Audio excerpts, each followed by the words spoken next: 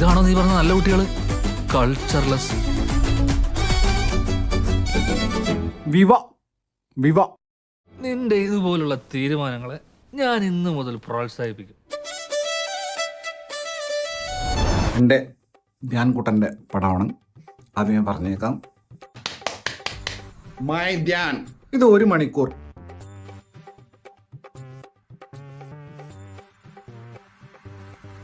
I really enjoyed. കാരണം അതുപോലത്തെ ഈ സിനിമ ബ്ലസൻ എൽസ ഡയറക്ട് ചെയ്ത് എഴുതിയാരാ? അഭിഷേക്. കണ്ടിട്ട് പോകുമ്പോൾ ഒരു റിയലൈസേഷനും ഉണ്ടാകും എന്നാണ് ഞാൻ പ്രതീക്ഷിക്കുന്നത്. അഭിഷേകെ മോനെ, നീ കുറേ ഏപ്പടം കണ്ടിട്ടുണ്ടെന്ന് മനസ്സിലായി. പോലെ വീഡിയോസ് നീ സ്ഥിരമായിട്ട് കാണാറുണ്ടെന്ന് മനസ്സിലായി. ഒന്ന് ധ്യാൻ, രാകേഷ് ഏട്ടൻ ഊമ്പി കേട്ടോ. രാകേഷ് ഏട്ടൻ നിങ്ങൾ ധ്യാനിനെ ഊമ്പിക്കുകയാണെന്ന് വിചാരിച്ചിട്ടായിരിക്കും ഒരു പ്രൊഡ്യൂസറോ ഡയറക്ടറോ അല്ലെങ്കിൽ അഭിഷേകിനെ പോലത്തെ റൈറ്ററോ അല്ലെങ്കിൽ ബ്ലസൻ എൽസയൊക്കെ പടെടുക്കുക.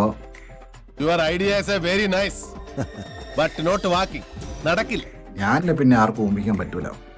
ഉള്ള കാരണം എന്താ? Master mind.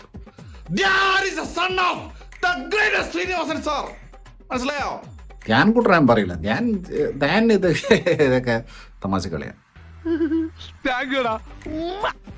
ഓ, നാനൽസയുടെ എക്സ്പ്രഷൻ ഫുൾ എക്സ്പ്രഷനാണ്.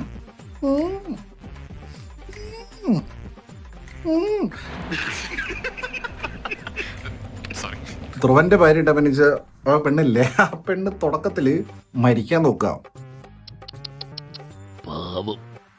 എവിടെയാണ് ഈ സ്ത്രീ മരിക്കാൻ നോക്കുന്നത്? ബാത്തബില് മറ്റേ എന്താ പറയാ, വീൻ കട്ടിയിട്ട് മരിക്കുന്ന സീൻസ് ആദ്യകാലം മുതലുള്ളതാണ്.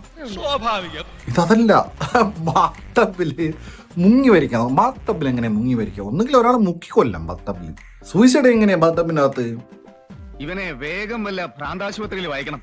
പഴുത്ത് പിടിച്ചിട്ട് ഇങ്ങനെ ബാത്തബിന്റെ അകത്ത് നമ്മൾ തന്നെ പിടിക്കുമോ? എനിക്കറിയില്ല. ബാത്തബിന്റെ അകത്ത് മുങ്ങി മരിക്കാൻ നോക്കുന്ന വിശ്വാസം വരണില്ലല്ലേ? ഈ കഥയ്ക്ക് അങ്ങനെ ഒരു കുഴപ്പമുണ്ട്. അഭിഷേക് ആണല്ലോ ഇതിലെ മെയിൻ. അഭിഷേക് ഊമ്പിക്കലാണല്ലോ. അഭിഷേകിന്റെ ഫൈറ്റ് ഒക്കെ ഉണ്ട്. ഞാൻ പറഞ്ഞല്ലോ, ഒരു അബദ്ധങ്ങളുടെ ഒരു ഘോഷയാത്ര തന്നെയാണല്ലോ നിന്റെ ജീവിതം. വാണ ഫൈറ്റ്. അഭിഷേകിന്റെ ഭാര്യ ഇങ്ങനെ മറ്റേ ഉർവശി കാണിക്കല്ലോ ഇതിനകത്ത് ഭരതത്തില്. അഭിഷേകിന്റെ കയ്യിൽ രണ്ട് കാർഡ്ബോർഡിന്റെ 2 പെട്ടി ഉണ്ടാവും. ഈ മയറിന് ഇത് താഴെ വെക്കാൻ പറ്റൂലേ? എന്നിട്ട് അവനത് ഡോറ് തുറന്നുകൂടെ? പറ്റൂല. കാർഡ്ബോർഡിന്റെ പെട്ടി ഇവന് നിലത്ത് വെക്കാൻ പറ്റൂല. അപ്പോൾ അടുത്ത ധ്യാന്റെ ഭാര്യയെ വിളിക്കുന്നു. അപ്പൊ ഇവന്റെ കീ ഇവിടെയുള്ള കീ ഇവന്റെ പോക്കറ്റിലുള്ള. അപ്പൊ പോക്കറ്റിലിട്ട് കീ എടുക്കുമ്പോ